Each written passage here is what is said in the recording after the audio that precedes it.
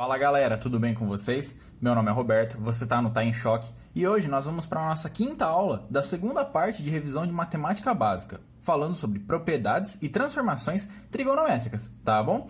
Mas antes de tudo, deixa o seu like, se inscreve no canal e compartilha com seus amigos, tá bom? Vamos nessa! Primeira coisa que a gente tem que falar nessa parte é sobre funções pares e funções ímpares. Funções, nós já definimos em aulas anteriores o que eram. Agora, se ela é par ou ímpar, vai depender de uma propriedade. Se eu tiver um x, ou seja, um número qualquer, e eu insiro dentro dessa minha função, ela vai me retornar um valor em y, também é chamado de f de x. Se para 2x eu inserir ela e o meu f de x for igual ao meu f de menos x, ou seja, por exemplo, se eu tiver um valor 2, x é igual a 2, e ele me retorna um f de x igual a 1. E se eu tiver um valor menos 2 e esse f de x retornar também 1, quer dizer que f de x é igual a f de menos x. E com isso a minha função é definida como par. Um exemplo é a função cosseno de x. Se você substituir o valor cosseno de π, ou seja, meu x vale π, e então o meu f de x, ou seja, cosseno de π, vai ser igual a menos 1. Se eu colocar menos π, ou seja, menos x, então o meu f de x, ou seja, meu f de menos x, ele vai ser cosseno de menos π, que é igual a menos 1, tá bom? Então essa função, por sua vez, ela é par. Só para adiantar, funções pares ou ímpares, nem todas as funções são, tá? Ela pode ser par, ímpar ou nem par nem ímpar, tá bom? Porém, é de extrema importância, principalmente em matérias futuras como cálculo e algumas análises que nós iremos fazer em cálculo 4, que remetem à transformada de Fourier e transformada de Laplace. Isso vocês ainda não sabem o que é, porém, na devida hora, elas serão ferramentas muito úteis na resolução de circuitos elétricos. E é de extrema importância que a gente saiba se a função é par, ímpar ou nem par, nem ímpar, tá bom? Agora a função ímpar. A função ímpar ela tem como menos f de x é igual a f de menos x. Ou você pode analisar também como menos f de menos x igual a f de x. São duas formas de escrever. Porém, a mais simples de você perceber é o quê? Menos f de x é igual a f de menos x. Um exemplo é a função seno. A função seno ela é ímpar. Por quê? Menos f de 90 graus, ou seja, π sobre 2, por exemplo, se a gente estiver trabalhando em radianos, é igual a menos 1. Só que o f de menos 90 graus também é igual a menos 1. Portanto, essa função ela é ímpar, tá bom? Agora, a gente vai focar em algumas transformações muito utilizadas. Essas transformações, elas devem ser lembradas na maioria das vezes quando a gente for trabalhar. Ah, Roberto, mas pô, eu preciso decorar isso? Eu preciso saber de decor? Não, é aconselhável, mas você não precisa decorar. Você pode gravar essa tabelinha aí, deixar de anotação. Quando você estiver resolvendo um problema, como a gente vai ver na parte de cálculo, principalmente em derivadas e integrais trigonométricas, será de grande ajuda em alguns tipos de transformações, tá bom? Mas não se preocupe, você não precisa decorar, apenas tem que saber que elas existem e você tem que entender quando elas serão usadas. As primeiras transformações que nós vamos utilizar são somas ou subtrações de ângulos. Então, por exemplo, eu tenho cosseno de A mais ou menos B. A e B são números. Então, por exemplo, eu teria o cosseno de 15 graus. Pô, mas o cosseno de 15 graus eu não sei.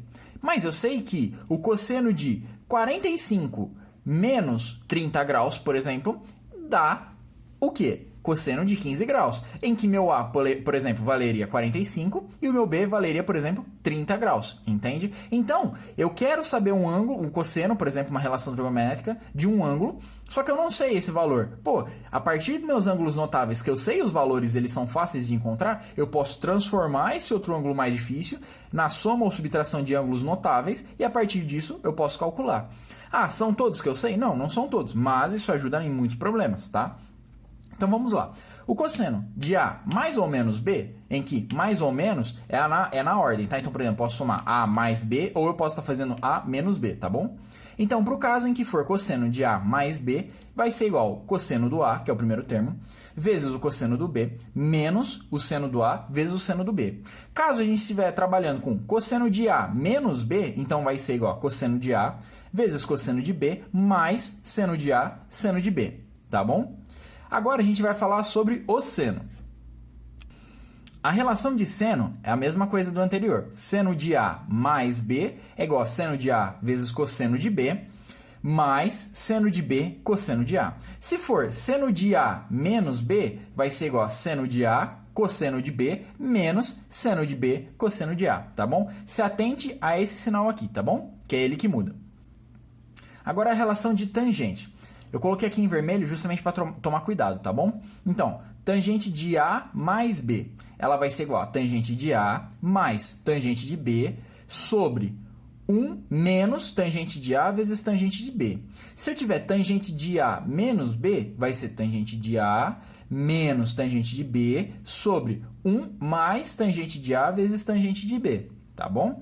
Ah, Roberto, mas você está apresentando esse monte de fórmula, vai ter exercício. No final desse módulo de revisão, a gente vai fazer vários exercícios englobando toda essa matéria de trigonometria. Ao contrário da matéria de funções, em que cada função tinha um tipo de estratégia de solução e havia algumas propriedades que dava para fazer exercício, a de trigonometria é um pouco mais unida. Então eu vou preferir dar um exercício final que englobe toda a matéria do que dar exercícios picados sem nexo, tá bom? Aí vamos lá. A próxima relação é sobre múltiplos do mesmo ângulo ou do mesmo arco. Então, por exemplo, eu tenho cosseno de 2 vezes A, em que meu A é um número. Então, por exemplo, eu tenho o cosseno de 30, eu sei que é, mas aí, por exemplo, eu teria o cosseno de 60, nesse caso. Eu sei que o cosseno de 2A, em que o objetivo é achar o meu A, tá bom? Vai ser o cosseno ao quadrado só do A, menos o seno ao quadrado só do A, que também é igual a 2 vezes o cosseno ao quadrado do A, menos 1, que também é igual a 1 menos 2 vezes o seno ao quadrado de A. E dessa forma, a gente percebe o quê? Que essa mesma relação, ela tem todas essas formas. Ah, Roberto, mas qual forma que eu vou usar? Não se preocupe. No devido momento, a gente vai relembrar esse tipo de fórmula que vai usar, principalmente na parte de cálculo, tá bom? Mas eu já vou adiantando. As mais comuns são essa daqui e essa última aqui, tá bom?